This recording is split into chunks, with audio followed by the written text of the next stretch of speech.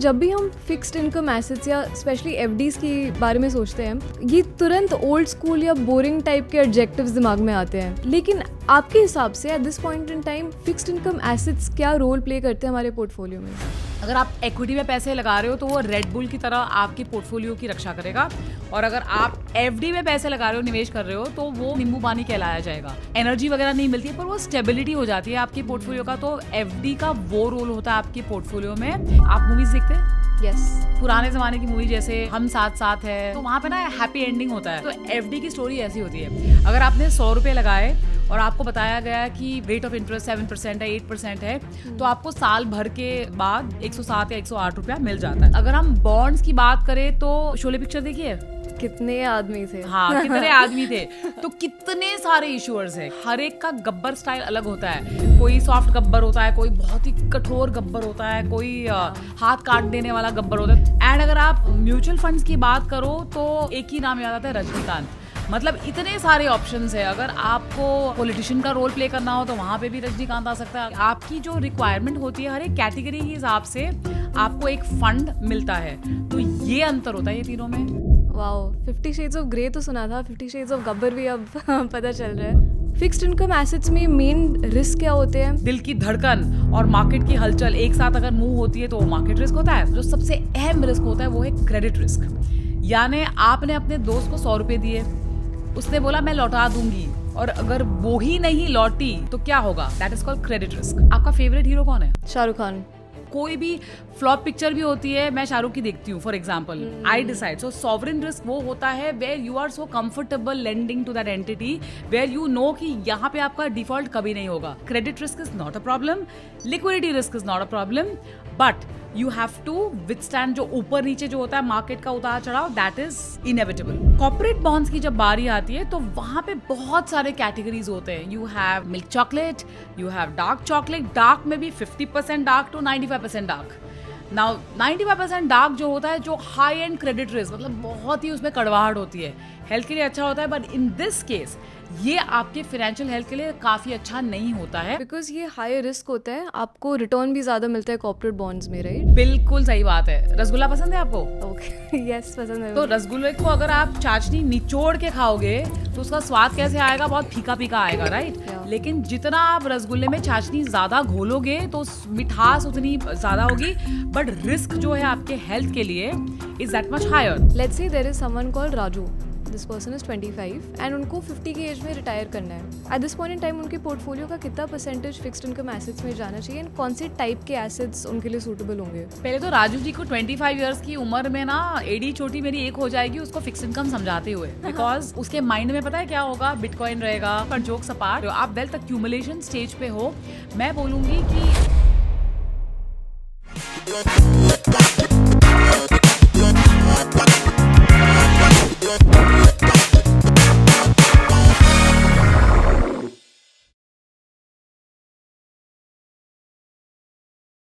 अब क्या है ना कि जब भी हम फिक्स्ड इनकम एसेट्स या स्पेशली एफडीज के बारे में सोचते हैं, ये तुरंत ओल्ड स्कूल या बोरिंग टाइप के एडजेक्टिव्स दिमाग में आते हैं, राइट? लेकिन आपके हिसाब से eight this point in time fixed income assets क्या रोल प्ले करते हैं हमारे पोर्टफोलियो में?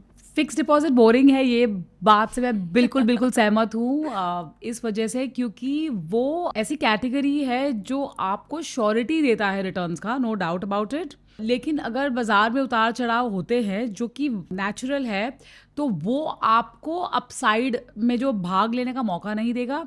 अगर आप इक्विटी में पैसे लगा रहे हो तो वो रेड बुल की तरह आपके पोर्टफोलियो की रक्षा करेगा, और अगर आप एफडी में पैसे लगा रहे हो, निवेश कर रहे हो, तो वो मेरे हिसाब से नींबू पानी कहलाया जाएगा। तो नींबू पानी, उससे आपको कोई एनर्जी वगैरह नहीं मिलती है, पर वो स्टेबिलिटी हो जाती है आपके पोर्टफोलियो का। तो एफडी का वो रोल होता है आपके पोर्टफोलियो में। आपने रामायण देखी है? Yes yes yes. परफेक्ट। तो वहां पे जो लक्ष्मण रेखा है, तो सीता को बताया गया था कि बस ये लक्ष्मण रेखा आपको पार नहीं करनी है। तो एफडी भी ऐसा ही है, जो आपको रेट ऑफ इंटरेस्ट मिलता है उसमें, तो वो उसी तक सीमित होता है। It's as simple as that.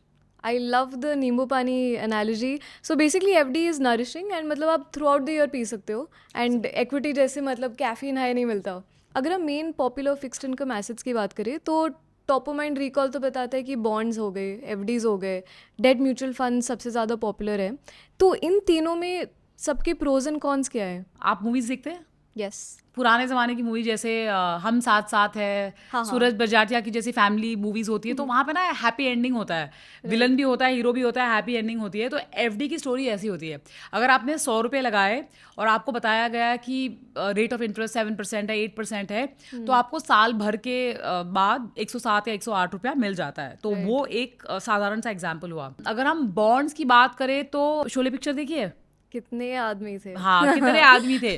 तो कितने सारे इश्यूअर्स हैं, कितने सारे इश्यूअर्स हैं, हर एक का गब्बर स्टाइल अलग होता है। कोई सॉफ्ट गब्बर होता है, कोई बहुत ही कठोर गब्बर होता है, कोई हाथ काट देने वाला गब्बर होता है। तो ऐसे वैरायंट्स होते हैं। गब्बर विलन जरूरी नहीं है, पर उसमें आपको विलन के जो कैटेगरीज हैं अलग अलग दिखाई देंगे। उसमें हीरो भी होते हैं, गब्बर हीरो भी हुआ है। एंड अगर आप म्यूचुअल फंड्स की बात करो तो एक ही नाम याद आता है, रजनीकांत। मतलब इतने सारे ऑप्शंस है। अगर आपको पॉलिटिशियन का रोल प्ले करना हो तो वहां पे भी रजनीकांत आ सकता है। अगर आपको गुड्डी गुड्डी का खेल खेलना हो, रनिंग अराउंड द ट्रीज, तो वहां पे भी रजनीकांत। तो बॉन्ड फंड्स में क्या होता है, हर एक कैटेगरी, आपकी जो रिक्वायरमेंट होती है, हर एक कैटेगरी के हिसाब से आपको एक फंड मिलता है। तो ये अंतर होता है ये तीनों में। वाओ, 50 शेड्स ऑफ ग्रे तो सुना था, 50 शेड्स ऑफ गब्बर भी अब पता चल रहा है। Perfect. Pros and cons broadly clear हो गए हैं। अब फिक्स्ड इनकम इन्वेस्टिंग में एक मेजर चैलेंज इन्वेस्टर्स के लिए ये होता है कि एक बार इन्वेस्ट कर दो ना पैसे, फिर लॉन्ग टाइम के लिए अटक जाते हैं। You need to make sure कि you make the right decisions when it comes to this. Fixed income assets में मेन रिस्क क्या होते हैं and what are ways we can avoid these risk? या so I tell you, your first time driver for example, आप गाड़ी लेके बाहर निकलते हो गैराज से, तो जाहिर सी बात है थोड़ी बहुत खरोच आनी स्वाभाविक है। यू विल एक्सपेक्ट कि भाई थोड़ा तो, even I am a best driver, okay, F1 drivers ने भी क्रैश करी हुई है गाड़ी, वी ऑल नो दैट। सो हम क्या करते हैं, हर एक में बिकॉज रिस्क होते हैं, हम उसमें सीट बेल्ट लगा लेते हैं, एयर बैग्स होता है गाड़ी में, वो सब आप मैनेज कर लेते हो। तो ठीक उसी तरह जब हम पैसे लगाते हैं फिक्स्ड इनकम में, तो 3 तरीके के रिस्क होते हैं ब्रॉडली, ओके। एक तो लिक्विडिटी रिस्क, पैसे लगा दिए, अब हमको सडनली पैसे की गरज हो गई तो कैसे निकाल पाएंगे, तो लिक्विडिटी रिस्क होता है। फिर जैसे मैंने बताया मार्केट रिस्क होता है, जो ऊपर नीचे आपकी दिल की धड़कन और मार्केट की हलचल एक साथ अगर मूव होती है तो वो मार्केट रिस्क होता है। और तीसरा जो सबसे अहम रिस्क होता है वो है क्रेडिट रिस्क। यानी आपने अपने दोस्त को 100 रुपये दिए, उसने बोला मैं लौटा दूंगी, और अगर वो ही नहीं लौटी तो क्या होगा, that is called credit risk. यानी जो आप पैसे देते हो, विच इज योर प्रिंसिपल, वो आपको इंटरेस्ट के साथ सूद समेत आपको वापस मिलना है। फ्रेंड को आपने लोन दिया हुआ है, not like a friendly lending. So I think these are the 3 most important risk मेरे हिसाब से, जो आपको नजरअंदाज बिल्कुल नहीं करना चाहिए। अब बॉन्ड्स भी ना कई टाइप्स होते हैं, गवर्नमेंट बॉन्ड्स हो गए, कॉर्पोरेट बॉन्ड्स हो गए, इन सब में क्या डिफरेंसेस होते हैं and what are things that we should know before investing? So the purest and the best form, जैसे हम बोलते हैं सॉवरेन गोल्ड स्टैंडर्ड जिसको हम बोलते हैं, आपका फेवरेट हीरो कौन है? शाहरुख खान। मुझे तो तीनों खान एक समान पसंद है, but Shahrukh is clearly my favourite. I like Aamir and I like Salman. कोई भी फ्लॉप पिक्चर भी होती है, मैं शाहरुख की देखती हूँ for example, I decide. So sovereign risk वो होता है where you are so comfortable lending to that entity, where you know कि यहाँ पे आपका डिफॉल्ट कभी नहीं होगा, the highest and the purest form. तो वहाँ पे पैसे देने के लिए आपको दिमाग लगाने की जरूरत नहीं है। Credit risk is not a problem, liquidity risk is not a problem, but you have to withstand जो ऊपर नीचे जो होता है मार्केट का उतार चढ़ाव, that is inevitable. Corporate bonds की जब बारी आती है तो वहां पे बहुत सारे कैटेगरीज होते हैं। You have milk chocolate, you have dark chocolate, dark में भी 50% dark to 95% dark. Now 95% dark जो होता है, जो हाई एंड क्रेडिट रिस्क, मतलब बहुत ही उसमें कड़वाहट होती है, हेल्थ के लिए अच्छा होता है, बट इन दिस केस ये आपके फाइनेंशियल हेल्थ के लिए काफ़ी अच्छा नहीं होता है, which is the lowest form of credit rating. AAA bonds जो होते हैं वो typically highest form of credit rating होते हैं and typically very very safe. Of course पिछले 10-15 सालों में हमने AAA कैटेगरी में भी कांड बहुत सारे देखे हुए हैं, but the fact of the matter is वो एक्सेप्शन है, वो रूल नहीं कहलाता। तो as a rule of the thumb I would say कि हायर रेटिंग के बॉन्ड होते हैं जो अच्छी मैनेजमेंट और अच्छी बिजनेसेस से वो इशू किया जाता है, that is typically your milk chocolate variety. तो स्वीटनेस उसमें ज़्यादा होती है, it is better for your financial health. तो चॉकलेट की जो मैंने एग्जांपल दी उसको ठीक उल्टा कर दीजिए from a financial health and actual health perspective, तो आपको अंदाजा लग जाएगा। बिकॉज ये हाई रिस्क होता है, आपको रिटर्न भी ज़्यादा मिलता है कॉर्पोरेट बॉन्ड्स में, राइट? बिल्कुल सही बात है। रसगुल्ला पसंद है आपको? ओके यस, पसंद है तो मुझे। रसगुल्ला में अगर आप चाशनी निचोड़ के खाओगे तो उसका स्वाद कैसे आएगा? बहुत फीका फीका आएगा, राइट? Yeah. लेकिन जितना आप रसगुल्ले में चाशनी ज्यादा घोलोगे तो मिठास उतनी ज्यादा होगी, बट रिस्क जो है आपके हेल्थ के लिए इज दैट मच हायर। तो लाइकवाइज यील्ड आपको जितनी ज्यादा मिलती है, इंट्यूटिवली उसमें रिस्क ज्यादा होता है। Okay so you have to play the balance. तो मैं तो रसगुल्ले भी खाती हूँ, डायबिटीज वगैरह है नहीं तो नॉट अ प्रॉब्लम, बट मैं निचोड़ के नहीं खाती हूँ, बट एक खाती हूँ।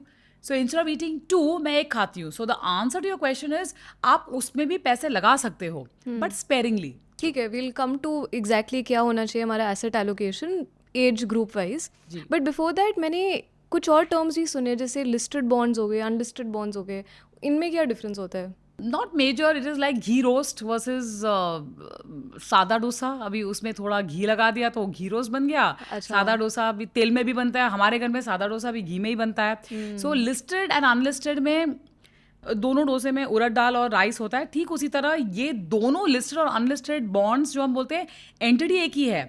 जो क्रेडिट रिस्क आप ले रहे हो एक ही है। आप और हम रिटेल इन्वेस्टर है, Right. तो हमारे लिए अगर buy and hold to maturity अगर बनता ही है तो लिस्टेड और अनलिस्टेड में मुझे कोई ज़्यादा अंतर दिखता नहीं है। पर अगर यही कोई कॉर्पोरेट हुआ, कोई इंस्टीट्यूशन हुआ और उनको ट्रेड करना हो, जैसे सेकेंडरी मार्केट में सौदा करना हो, लेन देन करनी हो, बाइंग सेलिंग, तो वहाँ पे listed bonds have more liquidity. उतना ही अंतर है। ओके और लिस्टेड बॉन्ड्स में जो इशूअर्स होते हैं, suppose I am an issuer and आप इन्वेस्टर हो, I have to give more disclosures to the exchange. ऐसा नहीं है कि जब अनलिस्टेड बॉन्ड अगर वही एंटिटी इशू करता है तो खराब क्रेडिट है, क्रेडिट तो एक ही है। So from a credit perspective you have no difference, सिर्फ थोड़ा अनलिस्टेड लिक्विडिटी में थोड़ा अंतर होता है, शायद आपको थोड़ा एक्स्ट्रा यील्ड मिल जाता है। That's about it. अगर लिक्विडिटी का प्रॉब्लम है तो to avoid any risk coming from that, how do we prevent that? So 2 ways to it, थोड़ा टेक्निकल है, so you have to bear with me. अगर आपको सेकेंडरी मार्केट या फिर होलसेल डेट मार्केट जिसको हम बोलते हैं वहाँ पे सौदा करना हो तो यूजुअली 5 करोड़ का टिकट साइज होता है, तो उसको हम होलसेल डेट मार्केट बोलते हैं। तो वहाँ पे buying selling is very easy. Okay, the moment it is retail investor like you and me, हमको कुछ you know thousands and lakhs वगैरह में पैसे लगाने हैं, so then liquidity is a challenge and it will continue to remain, because हमारे पास ऐसा कोई वाइब्रेंट स्टॉक एक्सचेंज जैसे शेयर बाजार में है वैसे एक वाइब्रेंट स्टॉक एक्सचेंज नहीं है, और अ बॉन्ड मार्केट एक्सचेंज जहाँ पे रिटेल वाले रोज सौदा कर सके, वेरी डिफिकल्ट।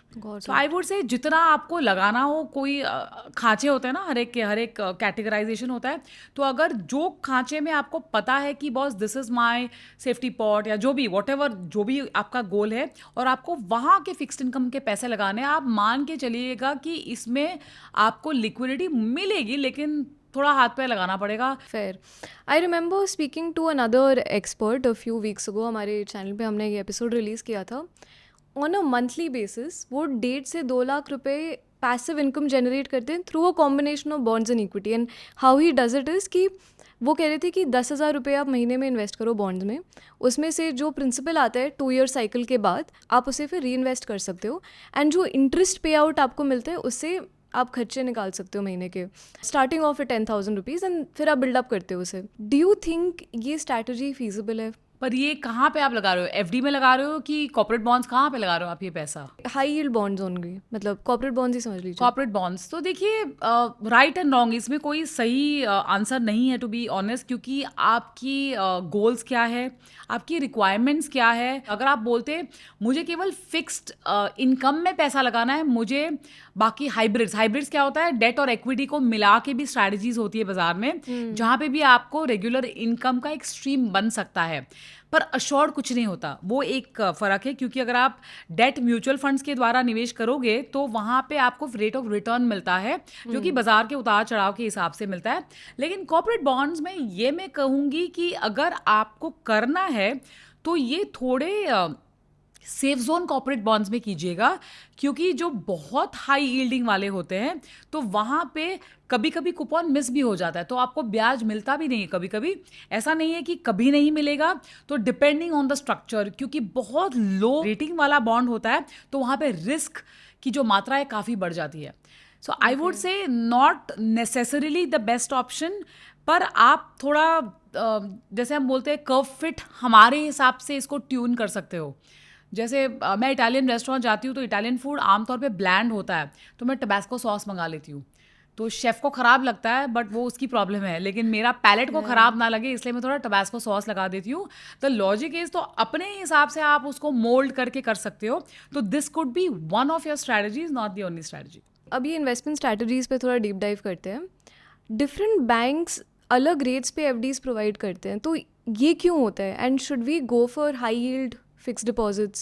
लिपस्टिक यूज़ करते हो आप ना, आई एम श्योर. Yes. तो मैं नहीं यूज़ करती हूँ बट डेफिनेटली पता तो है मुझे. तो हर एक ब्रांड अलग अलग होता है. कोई फ्रेंच का ब्रांड होता है तो उसका प्रीमियम अलग होता है. कोई लोकल ब्रांड होता है, लोगों को लगता है अरे लोकल बहुत सस्ता है.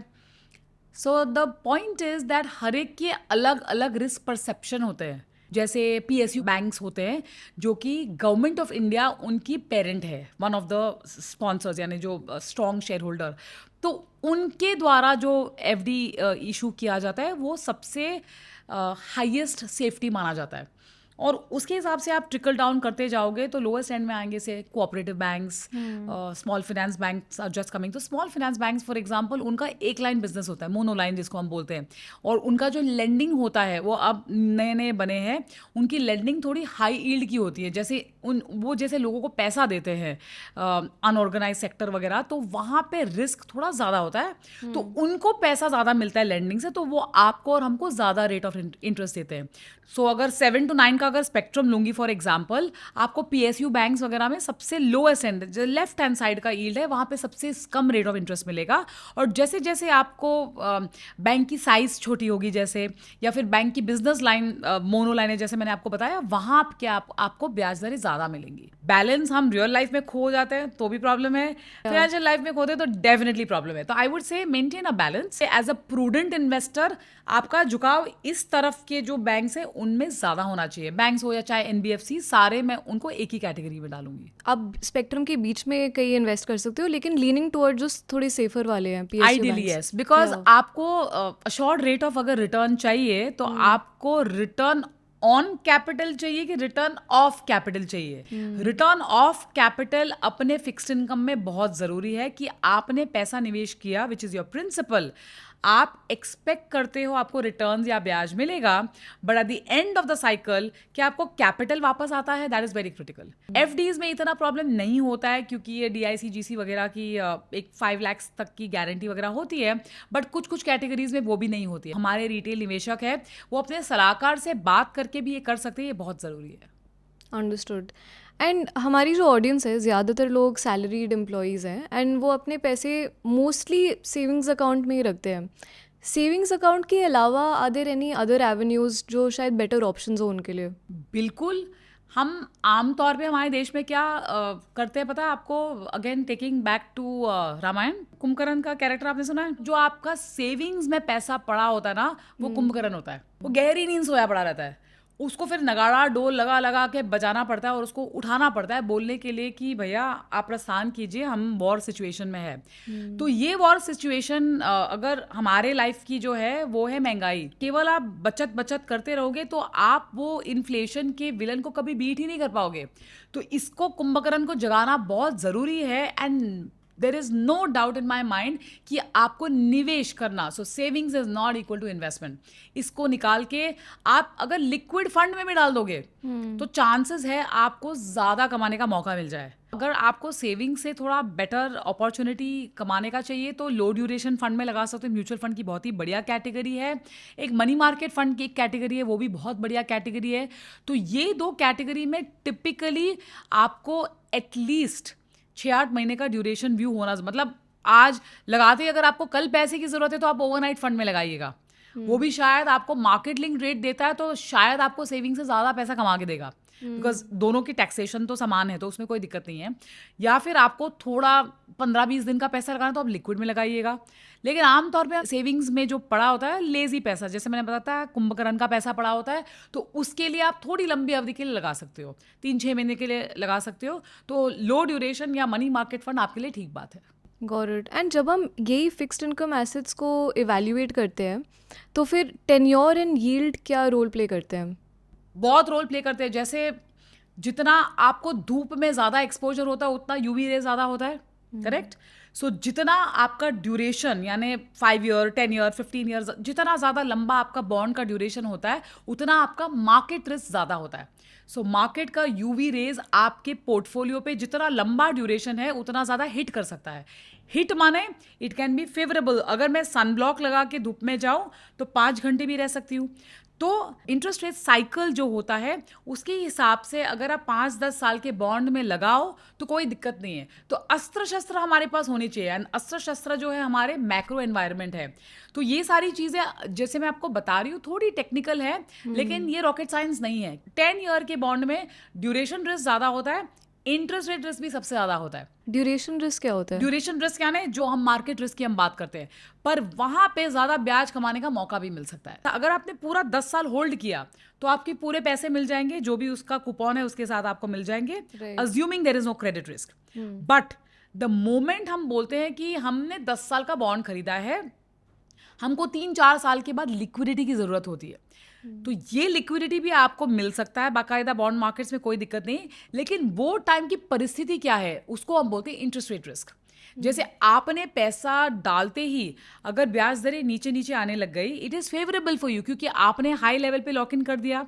तो जब आप बेचने की कोशिश करोगे there is a chance that आपको ब्याज के साथ कैपिटल गेन का भी फायदा हो सकता है. So I am saying these are the advantages. But usually क्या होता है लॉन्ग टर्म जब आप लंबा पैसा लगाते हो बॉन्ड्स में या बॉन्ड फंड्स में तो आपकी वोलेटिलिटी जो है ज़्यादा होती है, but at the same time ज़्यादा पैसा कमाने का मौका भी पाया जा सकता है, स्पेसिफिकली इन टुडेज एनवायरनमेंट जहाँ पे हमको लग रहा है कि ब्याज दरें घटने के चांसेस ज़्यादा हैं. Got it. Right, exactly. काफ़ी लोग ड्यूरेशन रिस्क को फुली असेस नहीं कर पाते एंड हाई यील्ड्स के चक्कर में they get drawn in, but फिर ड्यूरेशन दो टेन्योर वो इवेल्युएट नहीं करते ठीक से. That's correct. But rule of the thumb as you said is right, जितना ज्यादा टेन्योर होता है ड्यूरेशन ऑफ द बॉन्ड उतना आपको ब्याज ज्यादा मिलने का मौका मिलता है. That is true. And fixed income investing के वक्त हम टैक्स सेविंग को कैसे ऑप्टिमाइज कर सकते हैं? डिफिकल्ट ऑब्जेक्टिव है कि हम बरसात में जाएंगे, हमारे पास छाता है लेकिन हमको भीगना नहीं है. अगर विंड आ जाएगी तो आप भीग भी सकते हो. तो जितना हो सकेगा, जैसे आर्बिट्राज एक कैटेगरी है जो कि रिस्क में लिक्विड जैसा है, फिक्स्ड इनकम जैसा है, और उसमें लॉन्ग टर्म कैपिटल गेन जो है इक्विटी की तरह टैक्स्ड होता है. तो वो एक कैटेगरी है, आप उसको यूज़ कर सकते हो जो कि काफ़ी अच्छी तरीके से लिक्विड या फिर फिक्स्ड इनकम का कॉम्प्लीमेंटिंग, सगा भाई जैसे बोलते हैं, ट्विन ब्रदर हो सकता है, ट्विन सिस्टर, वो हो चुका है. तो वो आप एक कैटेगरी यूज़ कर सकते हो. अगर आप एक कैटेगरी के इन्वेस्टर हो जो आप बोलते हो कि आपके जो डेफर्ड गेन्स होते हैं वो आप लॉसेस के साथ ऑफसेट कर सकते हो, तो वो सारी स्मॉल पर्क्स जो है वो आप उसके हिस्सेदार बन सकते हो. लेकिन हर एक की कैटेगरी होती है, it is not available for all sets of investors. We spoke about कि सेविंग्स अकाउंट के लिए ऑल्टरनेटिव्स क्या हो सकते हैं, किन टाइप के फिक्स्ड इनकम एसेट्स में हम इमरजेंसी फंड बना सकते हैं, एंड खासकर अगर हम रिटर्न्स एंड लिक्विडिटी को ध्यान में रखें. सो वहाँ पे I will tell you it's a non negotiable. Like you know you have a 3 AM friend, 4 AM friend. आपको अगर इमरजेंसी की जरूरत पड़ गई तो आप किसको फोन करते हो? तो ही और she should be available. He और she has to be in your same geography, right, ideally. तो डिफरेंट टाइम जोन में होगा तो दिक्कत हो जाएगी. तो ठीक उसी तरह यहाँ पे भी ये कैटेगरी का जो पैसा है आप लिक्विड के बियॉन्ड ना जाइएगा. Why? Because emergency is that animal जो कभी भी आपको जरूरत पड़ सकती है and it will not announce to you. वो घंटी बजा के तो नहीं आएगा कि अरे इमरजेंसी हो गई है. तो that's not going to be the case. तो आप क्या करोगे? तो keep that money in liquid fund. It is the safest. Okay, it might not be the most cost effective कि ऐसा नहीं है आपको सबसे बेस्ट रिटर्न वहाँ पे मिलेगा, very unlikely. But as I said it is your 4 AM friend. Case study approach से फिक्स्ड इनकम एसेट्स को बेहतर समझते हैं. ठीक है, तो let's say there is someone called Raju. This person is 25 and उनको 50 की एज में रिटायर करना है. At this point in time उनके पोर्टफोलियो का कितना परसेंटेज फिक्स्ड इनकम एसेट्स में जाना चाहिए, एंड कौन से टाइप के एसेट्स उनके लिए सूटेबल होंगे? पहले तो राजू जी को 25 ईयर्स की उम्र में ना एडी छोटी मेरी एक हो जाएगी उसको फिक्स इनकम समझाते हुए. बिकॉज उसके माइंड में पता है क्या होगा? बिटकॉइन रहेगा उसके माइंड में. जो भी एसेट क्लास जो हम 40+ लोग समझ नहीं पाएंगे वो उसके माइंड में रहेगा. But jokes apart, I think जब आपकी एज वो 25 के ब्रैकेट में हो तो you are the newbie earning. Yeah. Entity, right? आप नया नया पैसा कमा रहे हो या फिर आप एंटरप्रेन्योर भी हो सकते हो, I am not denying that. अगर आप वो उम्र में एंटरप्रेन्योर होते हो तो द चांसेस आर आपके पास इतने पैसे नहीं होंगे। तो आप वेल्थ एक्यूमुलेशन स्टेज पे हो, मैं बोलूँगी कि फिक्स्ड इनकम जो है स्पेयरिंग प्रोपोर्शन, एकदम पिछड़ा हिस्सा होना चाहिए आपके कोर पोर्टफोलियो में। तो काफ़ी सारा हिस्सा जो है पोर्टफोलियो का आपका शेयर बाजार में लगना चाहिए, यानी इक्विटीज़ में, थ्रू म्यूचुअल फंड्स या whatever is your poison, you go for it. जैसे आप एंटरप्रेन्योर हो तो अगले 3-6 महीने का जो मेरा खर्चा है, कैपेक्स है, वो मुझे चाहिए, तो उतना पैसा आप छोड़ सकते हो फिक्स्ड इनकम में। बाकी सारा पैसा मेरे हिसाब से नॉन फिक्स्ड इनकम यानी शेयर बाजार या फिर any other form of investments में जाना चाहिए। आइडियली अगर फाइनेंशियल एसेट क्लास की बात करो तो it's largely equities and fixed income. Higher proportion, but रफली बॉल पार्क फिगर कितना होना चाहिए? At this point in time also मेरा ऑलमोस्ट एंटायर पैसा, मोर देन 90-95% मेरा एक्चुअली एक्विटीज में है। तो it is not really to do with the age, but wealth accumulation stage में I would not be surprise कि वो एज ग्रुप जो हो, आई वुड से मोर देन 80-85% अगर आपका एक्विटीज में हो, you are pretty okay. And let's say this person is now 35. Raju has, time traveled. Is at a stage where he is not borderline midlife crisis, but is getting there. But he also has to sort retirement. So what should he do now? So, I would answer it differently. For me, it is not necessarily about the age. It is about 35 साल की उम्र में राजू भैया की शादी हुई है कि नहीं हुई है, फॉर एग्जाम्पल। राजू ने घर खरीदा है कि नहीं खरीदा है। तो अगर the answer to both are no, तो आई वुड से उसकी एक केपेक्स होगी, यानी उसको अगले 1-2 साल में शादी करनी है, घर खरीदना है, छुट्टी प्लान करनी है बीवी के साथ या whatever as the case में भी। तो अगर उसको वो सब करना है, उसके केपेक्स काफ़ी हाई होंगे। इक्विटी ऐसा एसेट क्लास है जहाँ पे आपको टाइम, वक्त देना बहुत ज़रूरी है। फिक्स्ड इनकम वो एसेट क्लास है जहाँ पे आप टाइम ना भी दो, बहुत छोटे टाइम के लिए भी आपके पास निवेश के ऑप्शंस है। तो अगर यहाँ पे इस एज ब्रैकेट में अगर उसकी कमिटमेंट्स, नियर टर्म केपेक्स वगैरह ज़्यादा होंगे, तो उसका इक्विटी का कंपोनेंट थोड़ा कम होगा, फिक्स्ड इनकम का थोड़ा ज़्यादा होगा। बट अगर वो अभी भी 25 ईयर्स के एज ग्रुप में ही है एंड कोई टैम्ब्राम साउथ इंडियन या फिर गुज्जू भाई है जिसने जल्दी शादी कर ली, जिसकी फैमिली ने बोला शादी करनी बहुत ज़रूरी है 26 साल की उम्र में, और वो 35 ईयर्स तक उसकी स्टेबिलिटी आ गई इनकम में, तो मेरे हिसाब से वो कंटिन्यू कर सकता है अपना जो 75-80% जो पोर्टफोलियो है वो कंटिन्यू कर सकता है। तो अगर आप कह रहे हो कि एज एग्नोस्टिक है, तो इट डजेंट मैटर कि वो 25, 35, 45 है, इट डिपेंड्स लाइफ स्टेज में क्या चल रहा है। परफेक्ट। लेकिन डज इट वेरी कि आप कौन से फिक्स्ड इनकम प्रोडक्ट्स में इन्वेस्ट कर रहे हो depending on the age? Not really, I would say. देखिए, रिस्क का जो लेंस है वो चेंज होता रहता है जैसे जैसे आपकी उम्र बढ़ती जाती है। टिपिकली आपकी रिस्क टेकिंग एबिलिटी कम होती है, no doubt about it. But एक और चीज़ है, आपके पास means to achieve your goal काफ़ी बढ़ जाते हैं यूजुअली, ओके? तो अगर आपके पास एक ब्रॉडर ब्रश है जिसके साथ आप खेल सकते हो, आपके पास लार्जर कैनवस है जिसमें आप ऑपरेट कर सकते हो, तो आप हर एक चीज़ को थोड़ा थोड़ा कर सकते हो। मेरा एक favourite restaurant, one of the favourite, not the best, but Tanjore tiffin room करके एक जगह है, वहाँ पे साउथ इंडियन खाने के साथ वो आपको 5 या 6 तरीके की चटनी खिलाता है आपके पैलेट के हिसाब से, और उसमें से जो कोकोनट की चटनी होती है वो 3 कलर के होते हैं। कोकोनट की? कोकोनट की, हाँ, कोकोनट तो वाइट होता है, उसमें थोड़ा सा टमाटर डाल दो तो वो रेड हो जाता है, थोड़ा सा धनिया मिला दो तो वो हरा बन जाता है। तो ये 3 के अलावा उसके पास अलग चटनी है। So what I am saying is, तो ये सारी चीज़ें वो जो इन्वेस्टर जिसके पास कैनवस ब्रॉड हो फिक्स्ड इनकम में भी वो इसको कर सकता है। तो यहाँ पे मैं बोलूँगी रिस्क है तो इश्क है, ठीक है, लेकिन रिस्क उतना ही लो जिसमें आप इश्क पाल सको, ये बहुत ज़रूरी है। तो जितना आपके वॉलेट में आप झटका ले सको उतना ही रिस्क लीजिएगा। ज़रूरत नहीं है क्योंकि हमने 6 चटनी देखी है हमको 6 खाने चाहिए।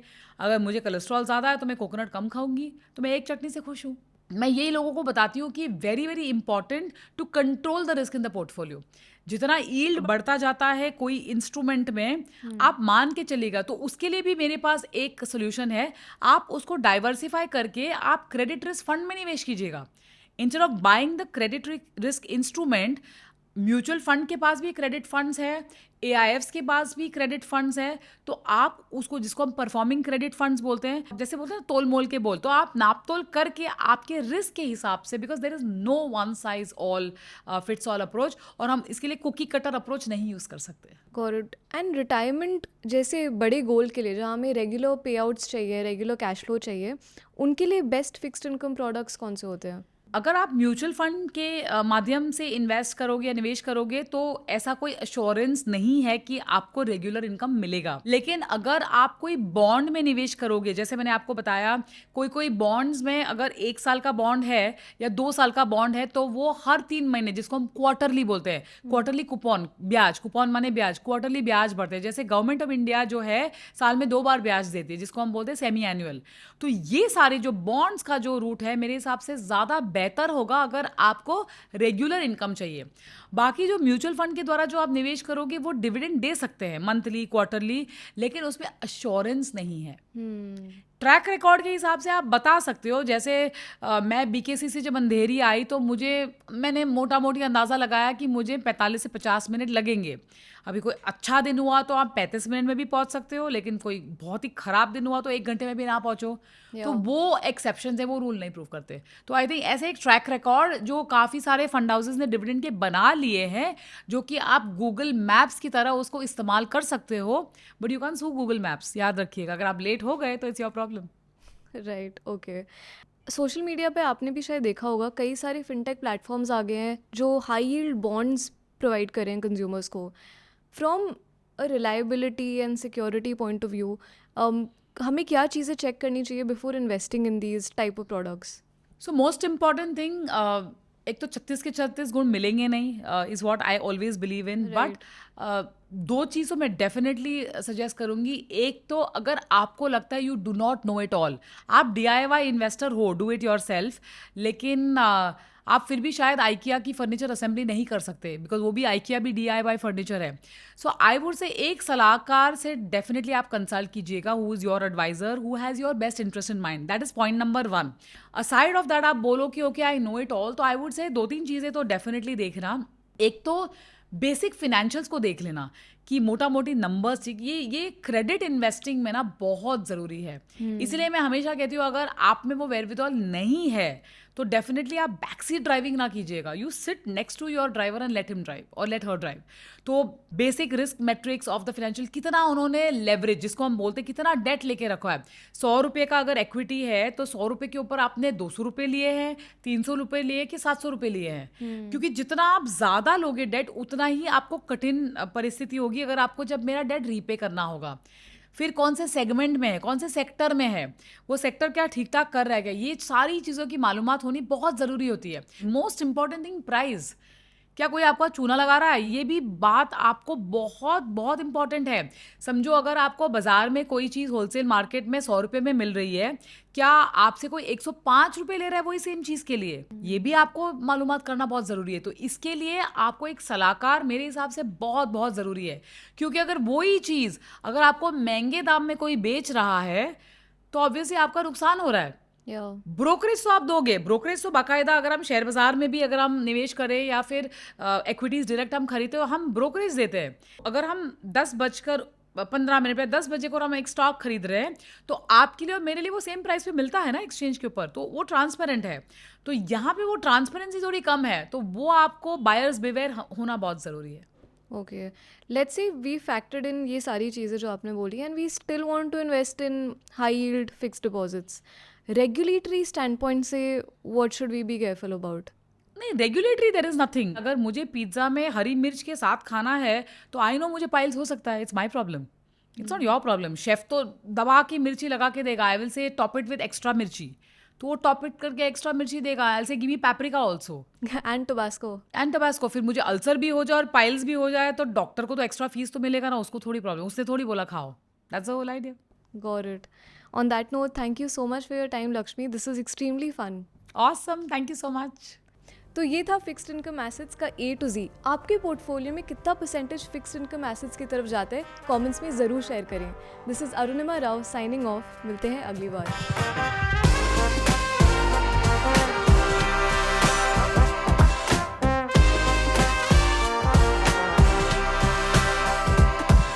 Investment in securities market are subject to market risks. Read all the related documents carefully before investing. Please read the risk disclosure documents carefully before investing in equity shares, derivatives, mutual fund, and or other instruments traded